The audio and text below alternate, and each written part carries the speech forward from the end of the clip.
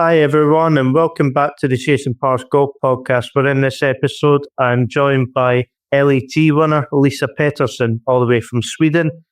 Lisa, nice to have you on. Thanks for coming on. And first of all, how's life been back in Sweden for you? And how are you enjoying your off season? Well, first of all, thank you for having me. I am right now in Stockholm, Sweden, and it's quite cold. Probably not the best for golf right now, but we're doing as good as we can.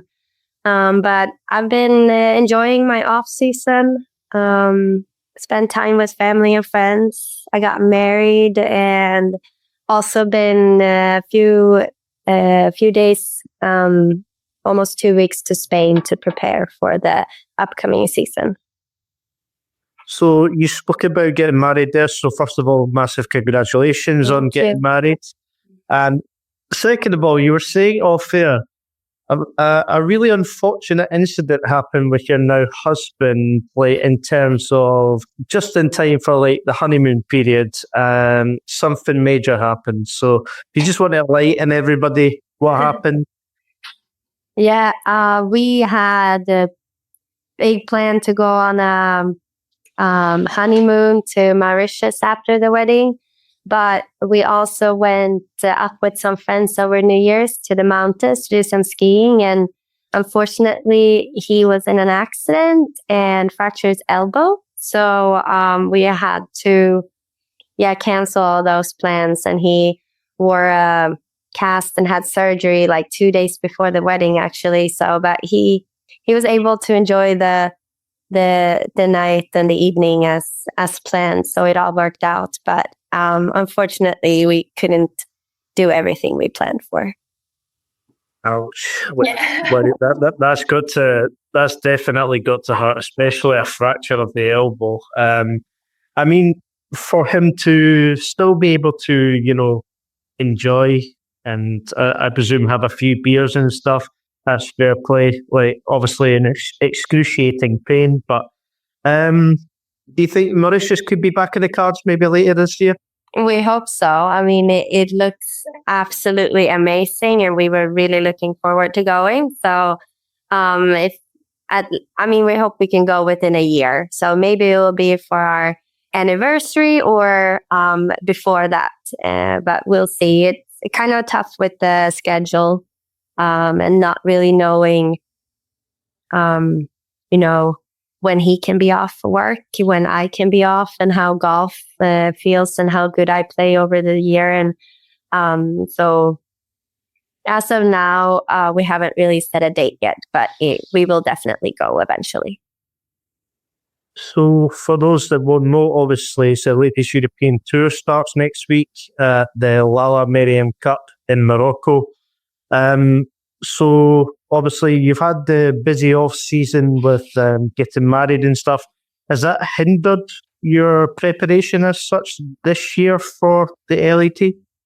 I would say it was definitely a different preparation that I'm used to. I usually go away right after New Year's Eve to get good practice on grass. But this year I decided to just almost keep going after the season ended in December and just keep practicing all the way up until to Christmas pretty much. And then I took my off time from golf during those weeks up until the wedding pretty much. And then from there on, we left kind of just like 2-3 days after the wedding, we left to go to Spain so I could be on grass and practice from there. And it ended up being really good. I mean, I got in some super, super good practice. I got to go to really nice courses and prepare as long days as I could. So it actually ended up being really good for me. And I feel quite prepared for next week's challenge. So in terms of the course in general in Morocco, what's your thoughts on the course, and is that a course that maybe suits your eye? I like it. It has a few tee shots where you have to be good at placing the ball from the tee. And then some of the greens are quite undulated and has a lot of slope. So I think that will be my biggest challenge, is that I've been in Sweden most parts of the off season and I haven't really been able to do much putting and short game. So I think if I can get the speed and the visualization of like making putts, if I can get that in on the greens, then I think I'll play some good golf. But I think that will also be the biggest challenge for me, to not been able to practice that much on those areas. So, but yeah, it's a good course.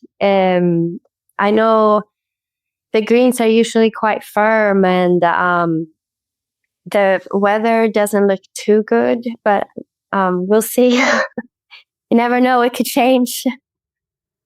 Yeah, I mean, that's the beauty of golf. The weather can change at any given moment. Yeah. So yeah. Hopefully obviously it's a good start. Good start for yourself. So like just in general, when it comes to, you know, maybe the first couple of events of the season, is there like a little bit of rust that occurs, especially the first couple of events, and then obviously after that you just go straight in? Yeah, I mean, I'm not gonna lie and say that it's not, because obviously I have chosen to live in a country where you can't play all year round. But I also feel it's good in the way that I stay very like neutral to my expectations, because I know I might be a little rusty. So I don't have much expectation, and I'm very free in the swing, and I accept like bad shots in a better way than when I do later on in the season, when I kind of feel like I should know this, I should be better at this, and that actually helps you to like free up and swing freely, and for me maybe perform even better, honestly. So I feel like it's both a win and a loss to live where I live. So in terms of your 2024, 3 top 10 finishes looks good on the eye, but how would you, in your own words, you know, assess your own performance last season? Like, obviously, in terms of 2023, probably didn't really meet your expectations as much as maybe you wanted to. I would say I'm quite disappointed, honestly, with 2024. I feel like I played some good golf, but I just very few times over the season could actually like finish up and post a good score and finish a good tournament. I finished a lot like in the 30s to the 60s. So like making the cut, but not really doing anything after I made the cut. And I mean, I got 3 top 10s, but there were also a lot of lows.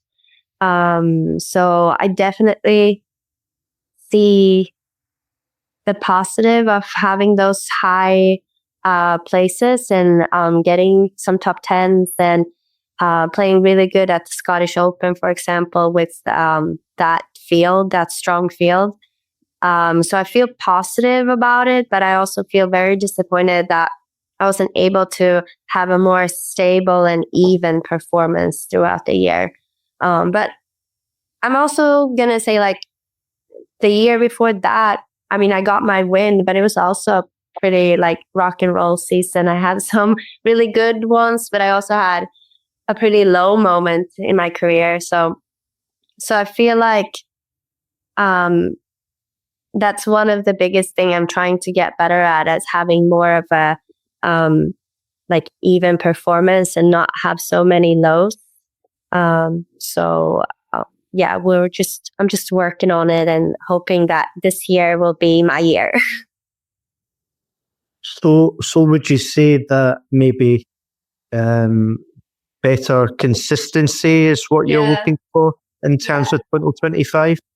Yeah, I would say that's like my biggest goal. Obviously, I want to have some good finishes and be up at the top, fighting for another win and that things. But I feel like I've done it before. I won once, so I know I can do it again. But just the the bad tournaments is kind of rough to take mentally. So I want to be more consistent, so I don't actually have to go in those the worst deep bad golf. I don't want to get into that habit of missing too many cuts and just being hard on myself and that sort of stuff. So that's the main goal this year, is just to find a game that I can keep a consistent level of a good level, and then hopefully sometimes it will get super good, and then I will get to go up in contention, and then the rest of the year will just be average. If you know what I'm saying. Yeah, definitely. So like, just quickly going back to 2024. So 8th at the Investec South African Women's Open, tied 10th in Switzerland at the Swiss Ladies, and then obviously you mentioned there briefly about the tied 10th at the Scottish Open at Dundalk Links, and a brilliant field with some of the LPGA Tour players as well. Is there maybe a round or a moment from 2024 that sticks out from memory? No, I mean, I feel like I'm very proud of my performance at the Scottish Open, honestly, because the weather and the conditions were really tough. But I worked really hard on my mental game coming up to those weeks, because I know that was going to be a big challenge for me, not performing as I wanted previous tournaments, and then coming into the Scottish and the British and the Irish, which are like good tournaments and good fields, and I felt like maybe a little bit more pressure. So I worked a lot on my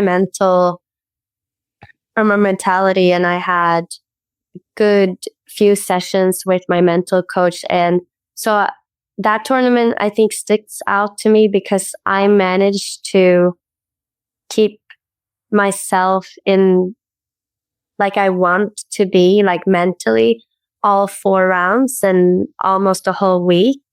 And I just kind of made a big step in towards figuring out how to handle myself in certain situations. So I wouldn't say a specific round, just honestly, the whole tournament was just not so much more than just the result, honestly. So just taking it back to the start for yourself. So for a from like a golfing perspective in terms of age, would you class yourself as maybe a late bloomer as such, like in terms of taking up the game of golf? I believe you were 15, is that right? Yeah, I mean, so I played golf probably all my life. I started young as a 7-year-old, but it was only for fun up until I started high school, probably. I did a lot of other sports, and golf was just a side hobby that I had over summer breaks. And I've always been very competitive, so I did compete, but it was never any thought of anything more than just fun. And my biggest goal with golf was to get a scholarship to go to the US and go to college. And it was actually at, I think, my second year there that I decided that I put so much time and effort into this. So it would be cool to see how far I could go and if professional golf would be something for me. So I wouldn't say that like I've had talent, but I didn't really grow up thinking that I wanted to be a top golfer in the world and play be the best player in the world or anything like that. I've never had that goal set out for myself until later on, when I'm actually an adult. So, and funny side story is that I actually met my high school coach a few years back, and he did actually tell me that he didn't really believe in me in high school. So I guess I'd say I'm a late bloomer then. Yeah, but that also is a compliment in one way, because that means that like he's impressed that I got this far. Yeah, perhaps exceeded expectations. Yeah. Yeah. No, that's fair. That's fair enough. So you went to East Carolina University. You got your scholarship in the US. What was the general, when it comes to America, what was the American life like going over there? And then obviously compare that to Stockholm and Sweden. What were the big differences?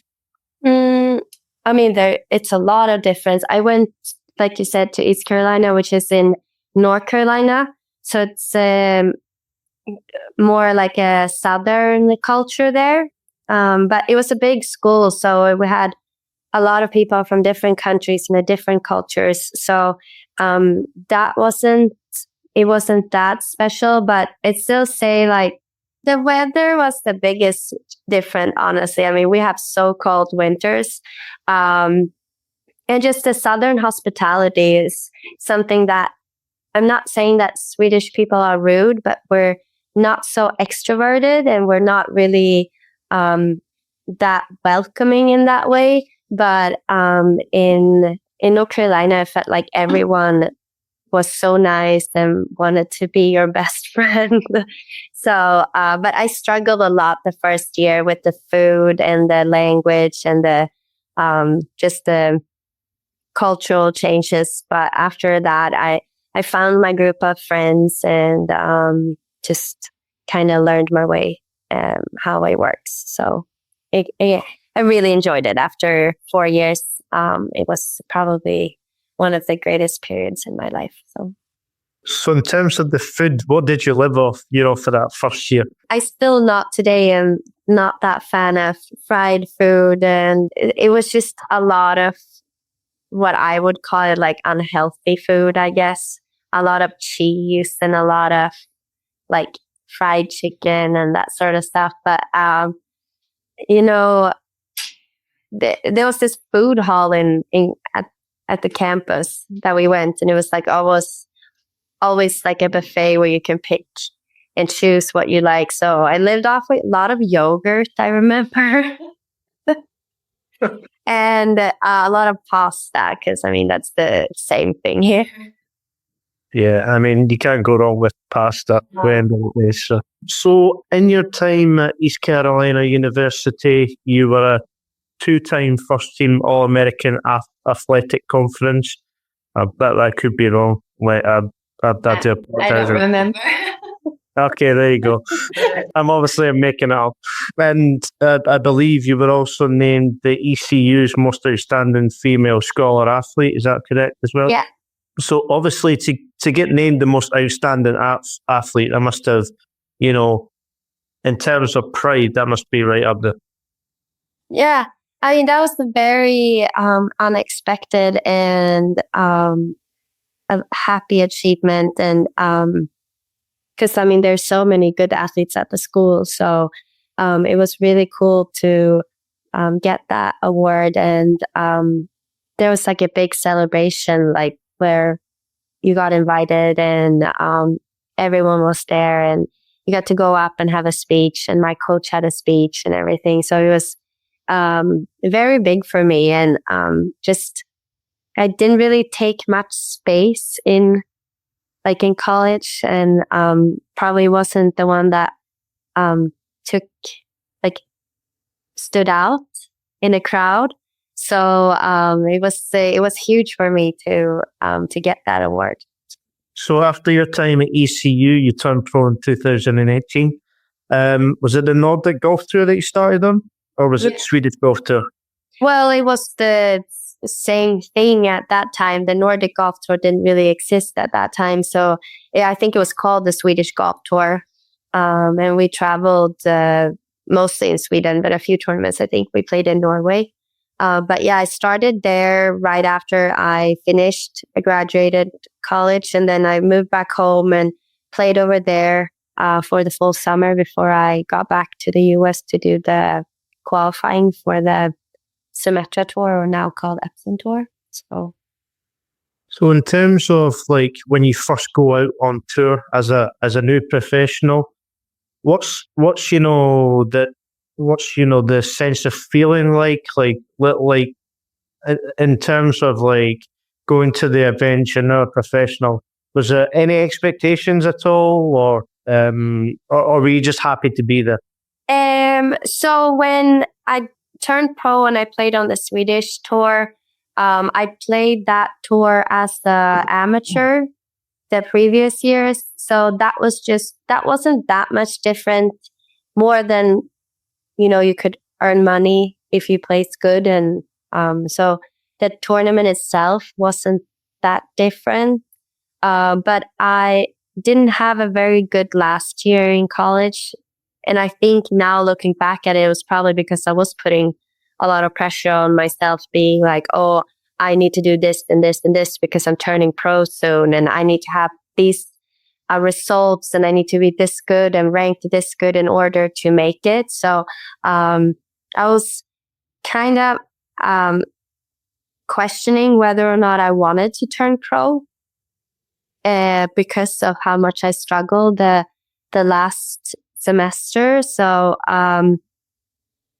when I did move back home and started playing on the Swedish tour, it was mostly just finding the joy again, and just kind of being on my own and making my own decisions. And, I didn't have anyone telling me like, now you have to go do this, now you have to go do that. Now it's all on me to decide. So I had to kind of learn how to enjoy golf and how I wanted my professional career to start. So I think it was really good for me. So in 2019, when you go over to the US for the now Epson Tour, but Symetra Tour back then, like when you think about that now, how was that kind of experience? Like now as a professional golfer, you got the chance to play in America, obviously just below the LPGA Tour, but even the Epson Tour is still a very tough tour, isn't it? Yeah, I don't think I really knew what I got myself into, honestly. We talk about it a lot now, that if I would ever go back to the LPGA Q school, I think I would be a lot more nervous and just a lot more intimidated, I'd say, because I got there during the fall of 2018 when I played the qualifying. I just didn't really know what I got myself into, and I didn't really know how I would stand next to the other girls playing. And I feel like we were just so happy to be there, honestly. And it's so competitive over there. I remember like we were probably 200 girls standing, like practicing on the range, on the putting green. And so many had like their whole team there, of like a coach, a parent, I don't even know what the rest of 4 or 5 people were doing there, but it just felt like, at least like the girls from Asia, they came with this big entourage of people, and I was just there with my dad pretty much. So I think when I managed to get through first, and I played really good at second stage, but I think I just missed out on the third stage. But I got my full Epson Tour, or now called Epson Tour, the card there, and I didn't really know what it meant. So I remember I called our national team coach, and I was never in the national team growing up, so I wasn't really sure if he knew who I was. So I just called him and I was like, my name is Lisa Pettersson, but I need some advice. I don't know what this means. So once 2019 started and I started playing over there, I think that's when I realized I was actually playing professional golf, because that was so much bigger than the Swedish tour, and a lot tougher. Just everything, just the travel, the mentality, all the players were a lot better. And I remember like making the first cut, and I almost like celebrated for making the cut. It didn't really matter what I did after that. I just made the cut. So I think that was the year when I actually feel like that's when I turned pro. 2018 was just like a kind of a step in finding out who I was, and then 2019 was actually like the year of playing professional. So in terms of the class of 2019, what standout players like that are now playing in the LPGA were like in that same class? Like was there anybody that like in particular? I mean, I don't really know exactly what year, because I played over there for 2.5 years, I think. I mean, COVID came and then kind of ruined 1 year. But I mean, Patty Tavatanakit played. I played a few events with her. Lilia Vu, I played a few events with her. There's just been a lot of girls coming, going up and down. And I mean, even now on the LET, I have a lot of girls that I started playing with there, like Marta Martin and Fatima, who just took her LPGA card, for example. So, yeah. I mean, there's a lot of girls that's gone that way up to the LPGA.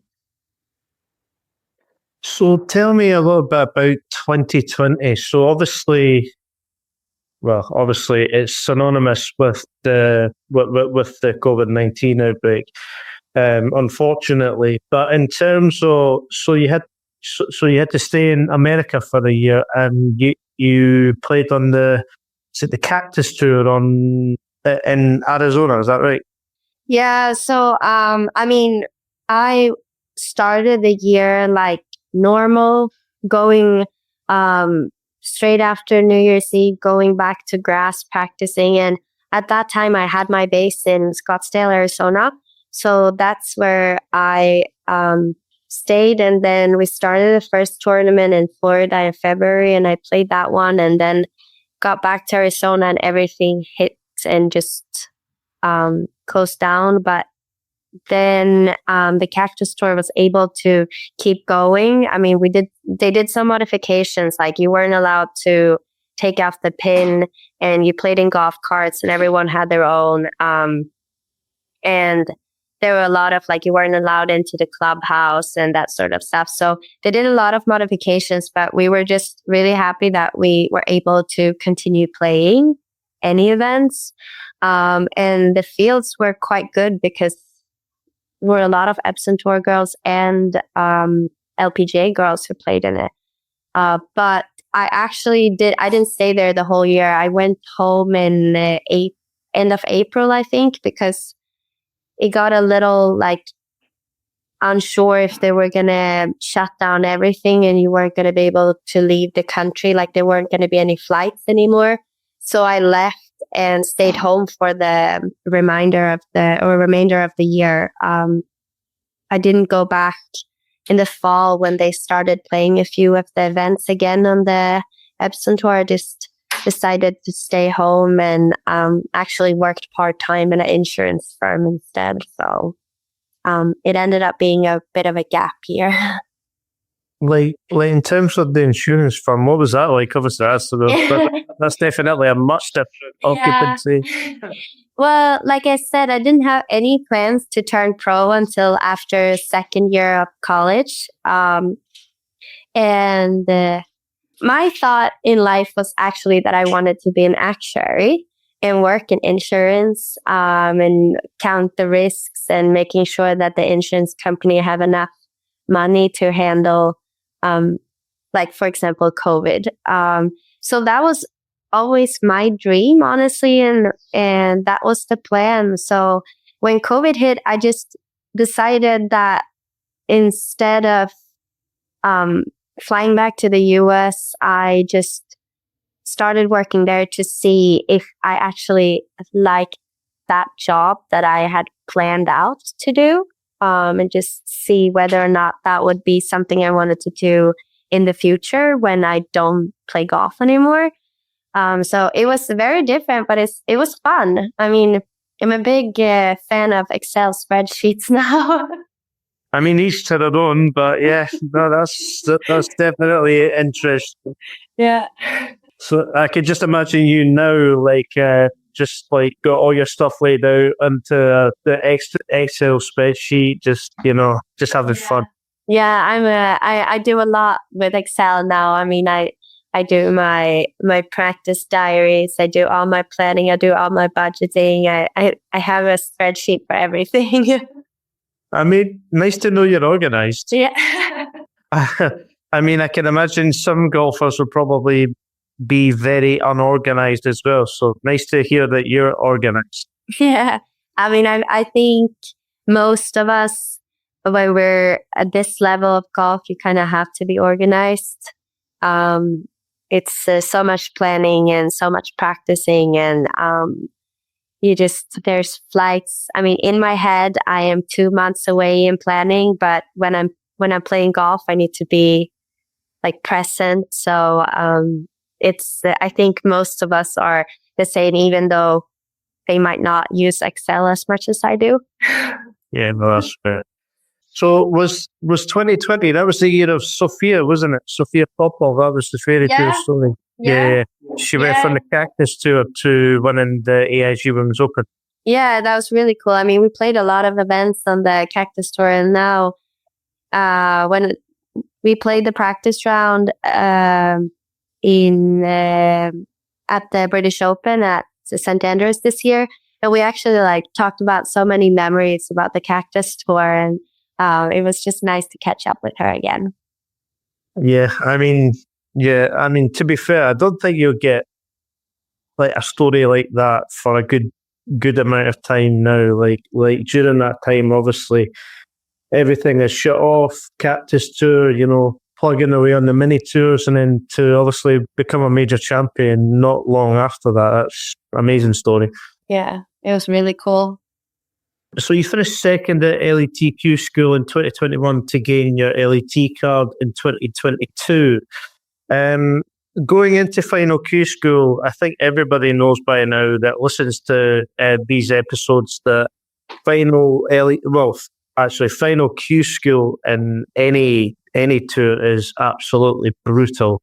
How do you prepare for, I think it's if you get into like the second qualifying school and then on to the final, I think it's like 2 weeks, is that right?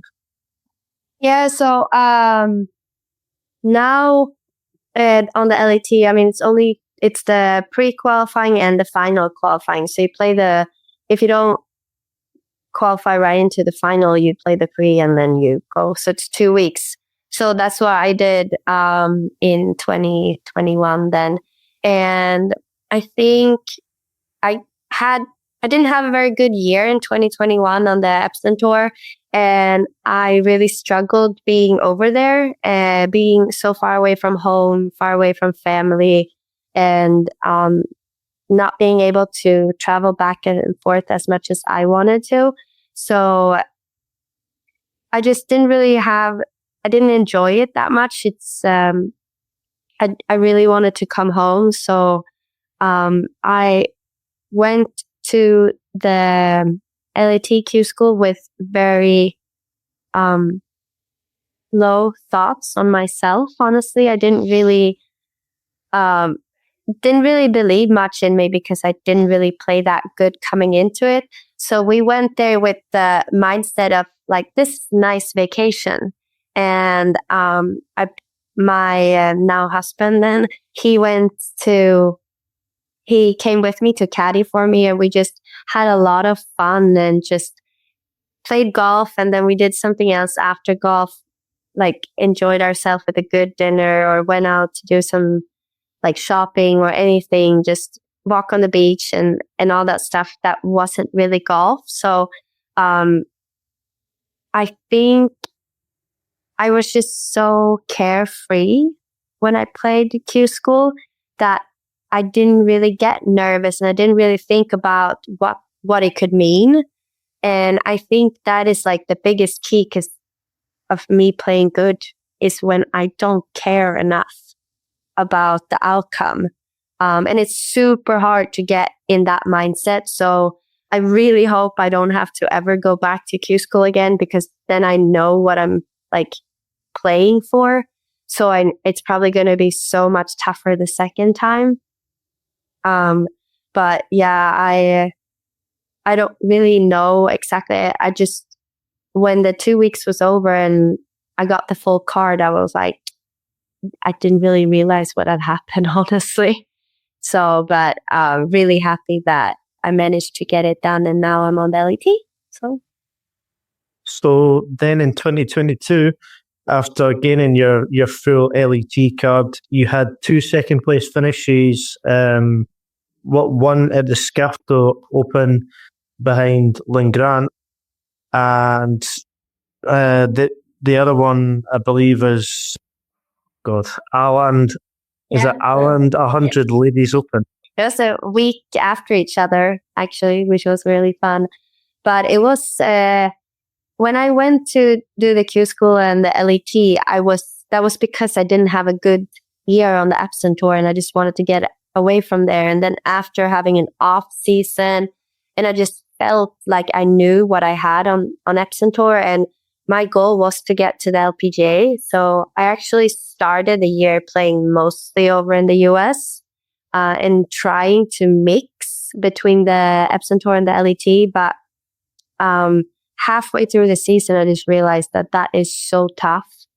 You're playing like half a schedule on both tours, and you're still trying to maintain a ranking.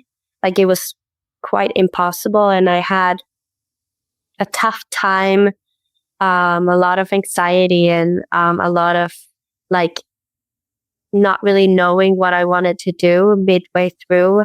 And then when I made the decision to just step away from the Epson Tour and fully focus on the LET, it was like in July or something like that. And then I think the second tournament after that was Skafte, and I finished second. And it was like, because I made a decision and because I let go of some stress that I had, I was able to like play carefree again. So it's kind of it's that key of playing carefree, is just coming back all the time and just proving that is how I should play golf. But it's just so hard to find, honestly. So when it happens, I try to seize the moment. Yeah, I mean, golfing at the best of times is hard. I can only imagine when you're not in a good mindset, it can be even tougher, like the mental challenge and stuff. Yeah. But so we'll start off in 2023. So I'm led to believe you got your first ever hole-in-one at the very first tournament I believe, at Magical Kenya Open. Yeah. What was that feeling like? Obviously, obviously there'll be people that's hit maybe, I don't know, 3, maybe 4 hole-in-ones in their life, but to get that first one, what was that feeling like? Yeah, I mean, it was cool. I've had what's it called, the Albatross once on the Cactus Tour. So, and I've always said that I think that's much cooler because I never had a hole-in-one, so I kind of have to say something. But it was really fun, and I had a local caddy that week, which I've had every time we've gone there. I've had the same local caddy, and I think he's great. But it was so funny because I hit an 8-iron, I think I remember, and every round after that, he's always picked up the 8-iron on that hole, no matter where the pin is, no matter where the tee box is. He's like, 8-iron goes in. So, but it was really cool. I mean, we kind of didn't realize it. Like, it took one bounce and then it just disappeared. So, yeah, I remember it was my second to last hole, and all I was thinking on the final hole, I was like, don't mess this up, because then I will be disappointed of this finish. And my caddy, again, he was so funny because he told me we didn't really play that well until we made that hole-in-one. So he said, before really bad, but now we're really good. And I just remember that because that was so funny of his reaction. I was like, okay, yeah, let's try and finish it good as well. So when the hole-in-one happens, like what was the sense of reaction? Because I believe with hole-in-ones nowadays, there's a big list, like tab list of like drinks that basically like is it if you have a hole-in-one that you have to buy like a round of drinks or something like that? Technically it is like that, but I mean, we're on a tournament, so I didn't actually buy anyone a drink. I probably should have. I mean, in Sweden, you have to buy champagne for everyone that sees it. But luckily, it wasn't that many there. And it wasn't any hole it wasn't like you make a hole in one and you win a car or anything like that. So at first, I didn't get anything. And then eventually they came and gave me a Johnny Walker whiskey. But that was a struggle because the next tournament, I wasn't going home until later on, like after a few tournaments, and we were going to go to Saudi Arabia during that time, and I wasn't allowed to bring it because you're not allowed to bring alcohol into that country. So it was like, thanks, but I don't really know what I'm going to do with this. Have you still got the Johnny Walker bottle? Yeah, I managed to find someone that was able to bring it home that wasn't going to Saudi. So he brought it home to Sweden, and then like 6 months later, I actually met up and then I got it back. But I'm not too big of a whiskey fan, so actually my parents' friends are big into that, so they got it. So they got to try it. So I don't actually know. Oh, nice. No, that's interesting. Very interesting. And so in 2023, like you admitted yourself, it was a little bit of a hot and cold season, but there were a couple of very big moments, obviously. So you got your first win on the Ladies European Tour in Helsingborg. Obviously, being a Swede playing at home, to win one of your home opens, there's not much words really that can put into perspective, like that winning feeling on home soil. No, I mean, I don't think it could have gotten any better, honestly. To have a win and to have it on home soil is probably as good as it gets. And it's kind of getting back to the same like topic, but I played so bad leading up to that tournament. So I had zero expectation, zero thought of ever like winning, honestly. I remember the last day I went out in the second to last group, and we even talked about it, like me and my husband who was caddying for me. We talked about it and we were like, who do you think is going to win? And we didn't even mention my name. We were just talking about everyone else because we were just playing our game and trying not to get ahead of ourselves and just having zero expectations. So, but then when it happened, it was a shock, honestly. And I was standing there waiting, preparing for a playoff, and I was very happy and satisfying with just getting into the playoff, honestly. And then when everyone came running and shouting that I won, it was just very, very surreal. Yeah, so you won at 11 under by a shot to Anna Trevino, who is obviously a very good player in her own right. Afterwards, when you won the tournament, like when you're in the heat of the battle, obviously it's completely different. You're trying to win, etc. You're trying to beat each other. But I take it afterwards, like when it's all over, you can just like embrace. Yeah.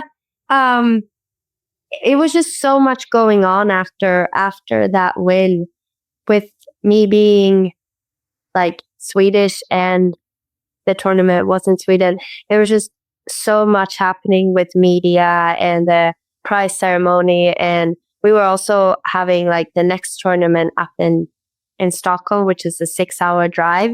So, I mean, everyone that was there, like all the players were so nice to me and just said congratulations, gave me hugs and everything. And, but then we kind of all just got into our car and drove up. to the next tournament. So I didn't really have much of a celebration or anything like that. It was just very packed with things to do. And then eventually, like, I played the next tournament like a few days later. So didn't really have much time to reflect and kind of just relax and feel the feeling of being a winner. But it was still a really, really cool and memorable moment. How long did it take to sink in that you'd finally become a Ladies European Tour winner? I don't really know. I remember that like I said, we had the Scandinavian mix the week after, and we drove up, and that was actually like a home tournament for me because that course was about 5 minutes from where I grew up, and I used to be a member there.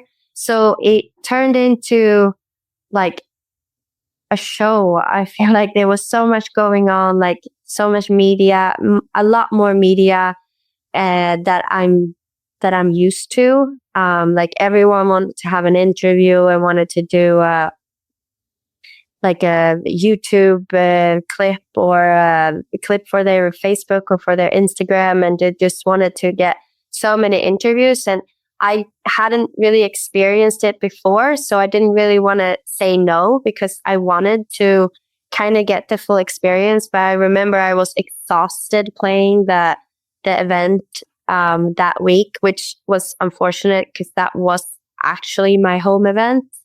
So I don't think it was actually until after that week when I had a week off where I can just like kind of take some time off and reflect on what actually happened and realize that I won. So it took a little while. And then not too long after that, you were right in contention again in Ireland, where you managed to get into a 3-woman playoff with the one and only Anne van Dam, and obviously the eventual winner Smila Tarning Sunderbu. So obviously to be in contention again in Ireland not too long after that, what was the feeling like that week? Yeah, I mean, it was such a cool experience because the Irish crowd is incredible. I think it's probably like the best run tournaments that we play out of the year. It's like that is one of my very favorite tournaments to play in. So it was just very cool, and I think I remember it correctly that I did play in one of the last groups, but I didn't really play too well at the final round. But I started getting some birdies in the last 4 holes to catch up with the leader. But again, honestly, the funny thing is that it was the same situation as all the highs in my career so far. Those had very low expectation because I was kind of fed up with golf and actually applied for a job that Monday. And I was gonna have an interview that following week for an insurance company. So I had just felt like, oh no, I don't want to play more golf. Like, this is it.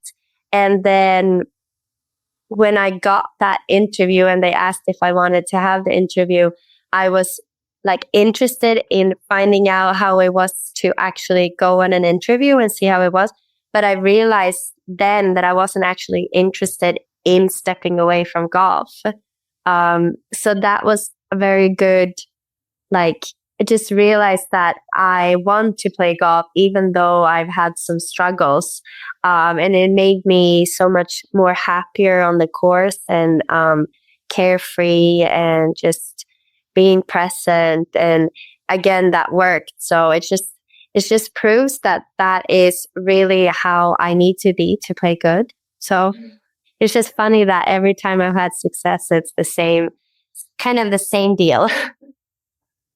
So when Smila plays that unbelievable shot, I think I think it was to about, was it just over 5 feet, I think, for Edo. Yeah, she played that unbelievable shot at 18 to win the golf tournament.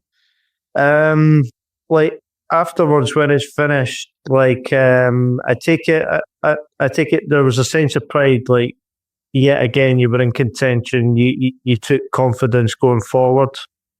Yeah, I mean, it obviously stings to lose in a playoff, but I was very happy with my performance, and she won because she played really good. I didn't lose because I didn't play good enough. Like I played some really good golf. It just wasn't enough. So I was really, really happy for Smila.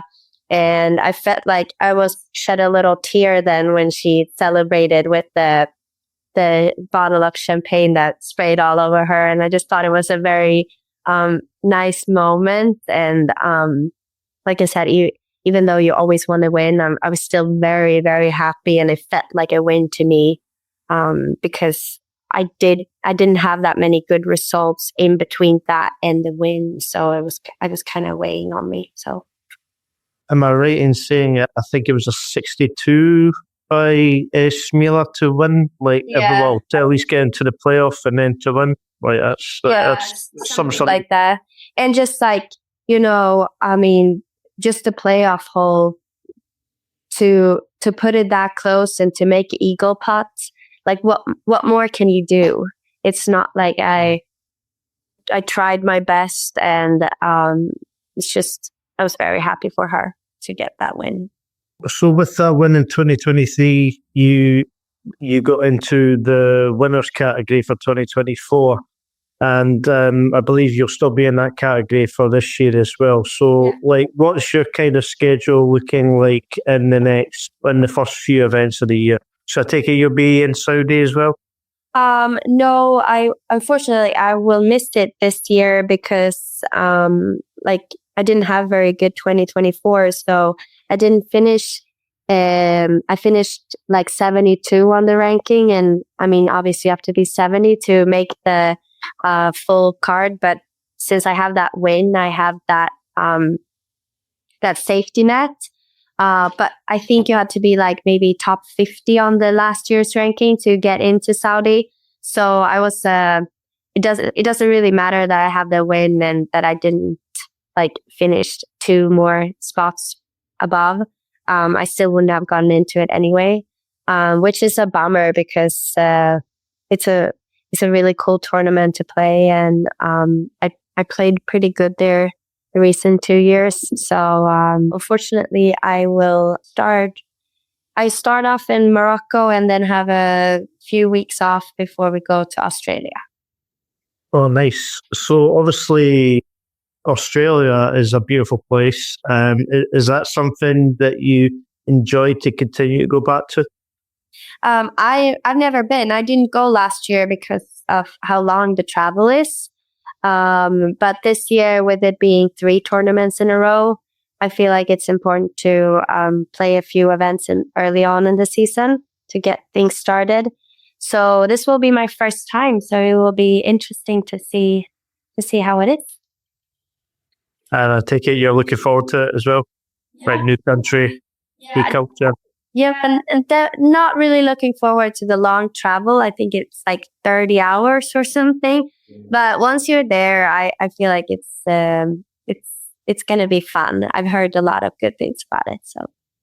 Yeah, basically the flight alone will kill you before you get so.